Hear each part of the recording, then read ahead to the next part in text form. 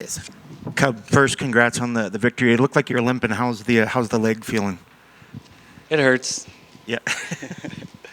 He kicked me twice in the same spot really good.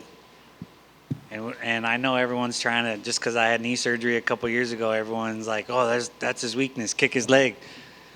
Um, but luckily, I was out kickboxing in Denver for a month this camp, and I was ready for it. But it caught me right in the calf a couple times, so my foot's not working so well.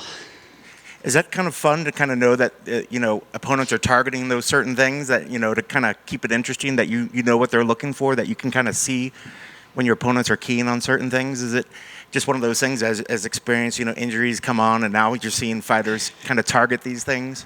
I mean, I don't hold it against him, but at the same time, I'm just like in my head, like when I fought Pineda, and he just started attacking my leg. I was just like, what a dick, you know.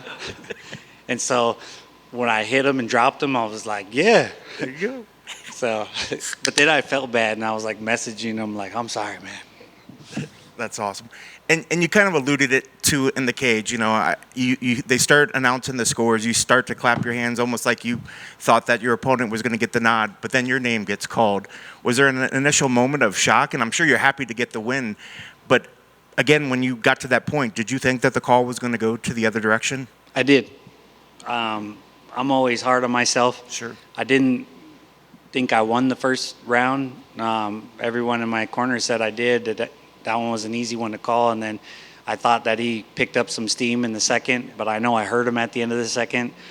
So in my mind, I was down 2 rounds, and I was like, I need to push the pace. He was powerful, and it was taking a toll on me, but I knew my conditioning was good, and so I was just trying to stay in his face. But so I was mostly mad at myself for not being a little bit more active. Yeah. But it was a chess match in there, so it was a difficult one. But I got to watch it again. It sounds like everybody thought I won at least 2 rounds, so it's cool.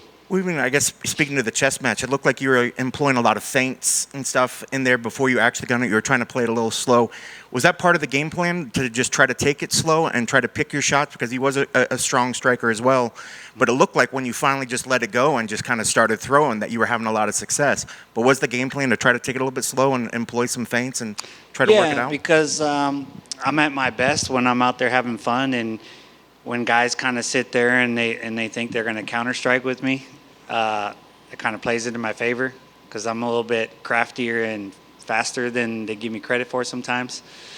I think my whole career I've been a little underestimated as far as like my technique, because people would say I'm more of a brawler, I think.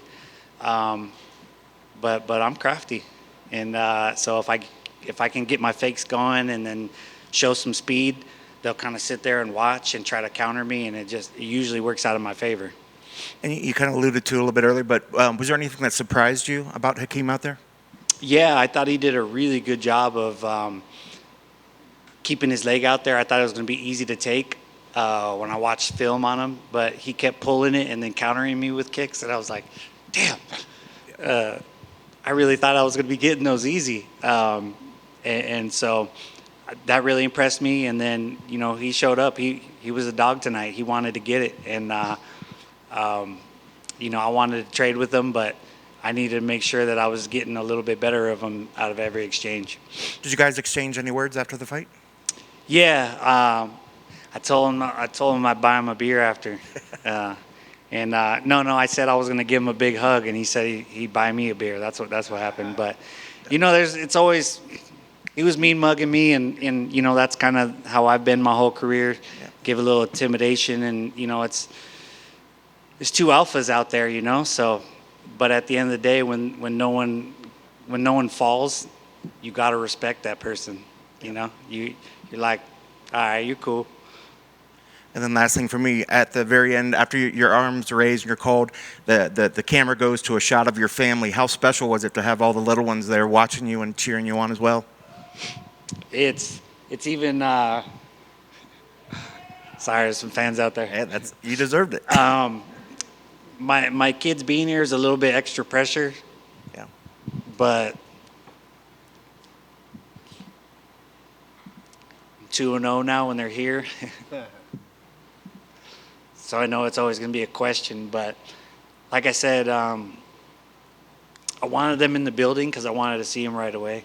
Yep. But for them to be cage side's a little scary. Yeah.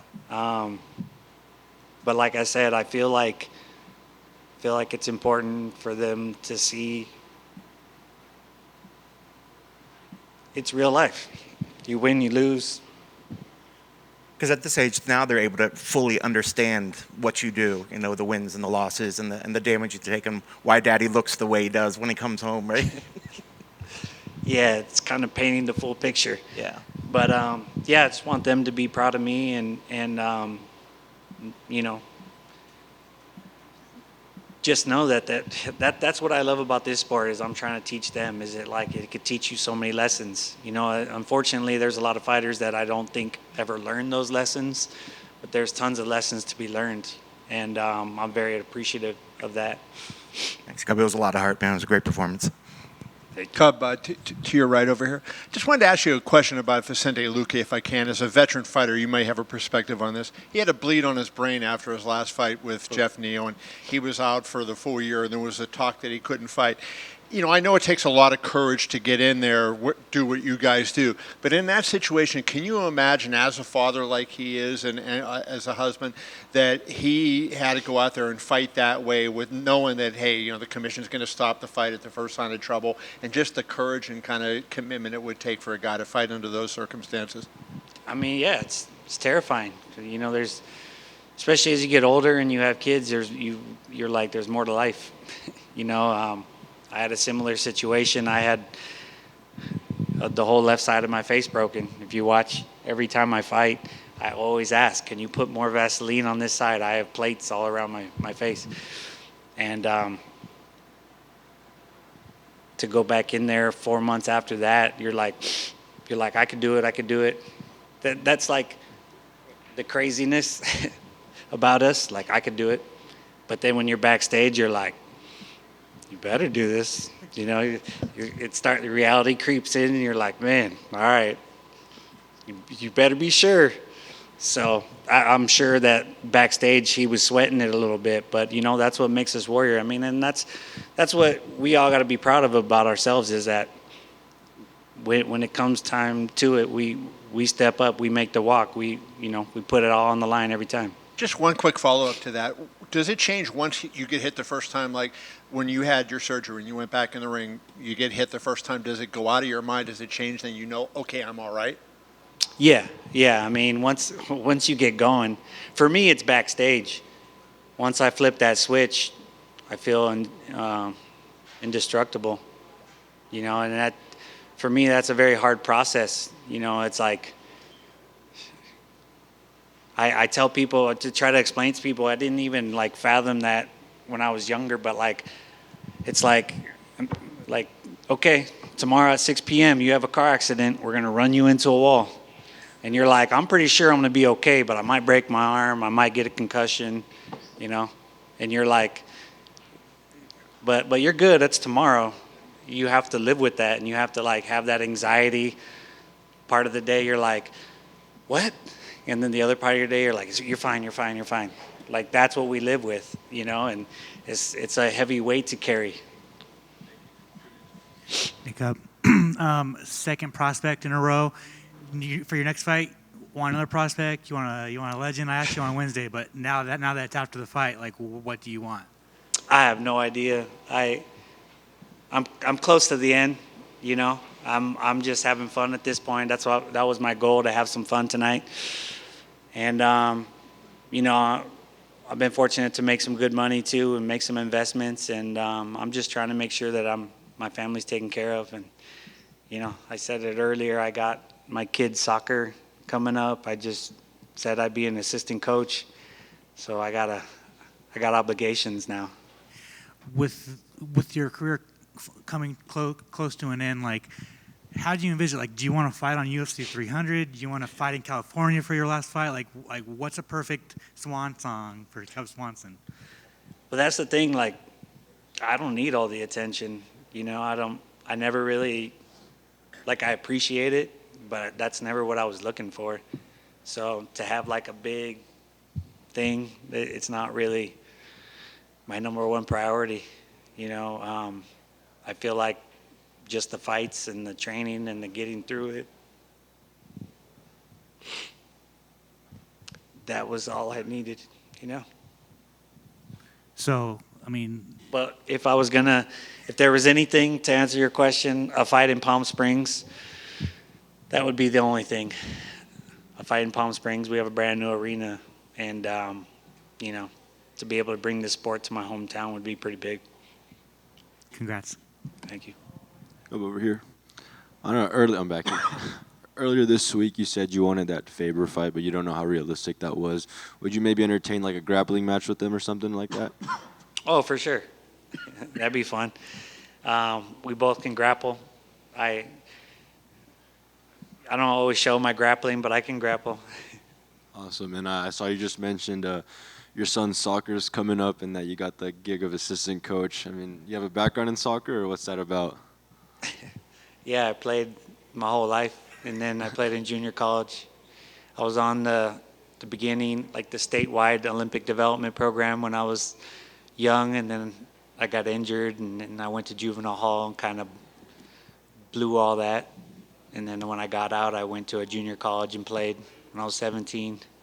And then it kind of fizzled out, and that's when I found MMA. And I trained jiu-jitsu for 1 year, and then I turned pro fighting, and I've been doing that since. That's awesome. So you had like original ambitions of becoming like a pro soccer player? Yeah, that was my original goal. And then I kind of figured that wasn't going to happen, and I tried to go to the military, and they told me they didn't want me because I was a troublemaker, and then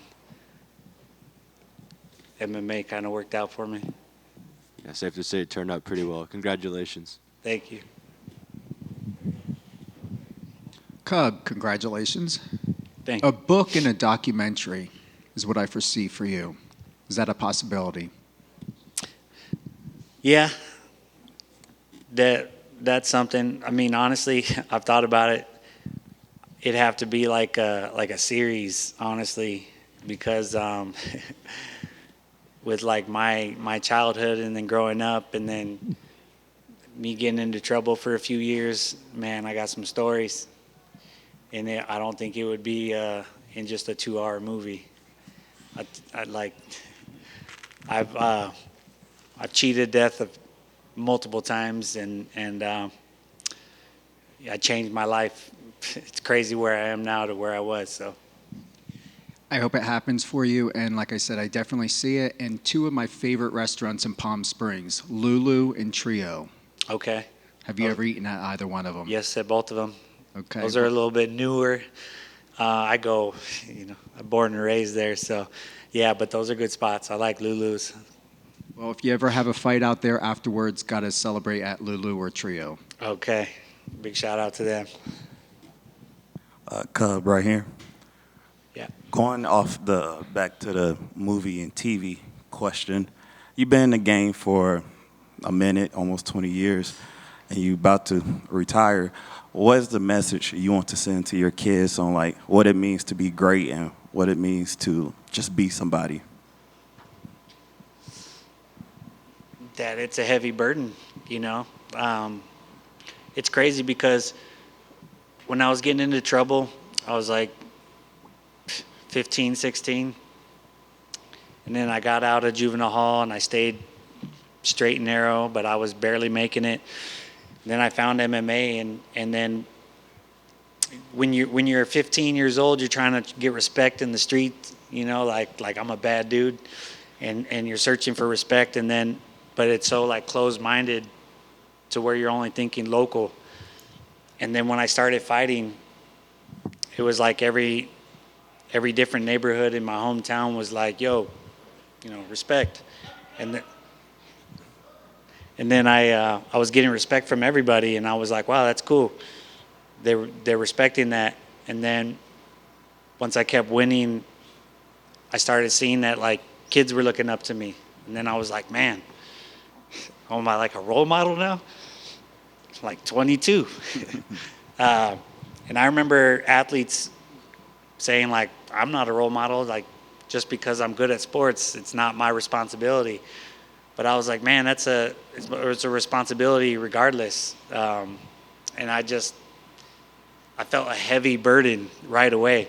And I was like, man, no matter what, because I'm a professional mixed martial artist and the sport's getting bigger, I have this responsibility. I'm either going to be a good role model or a bad one.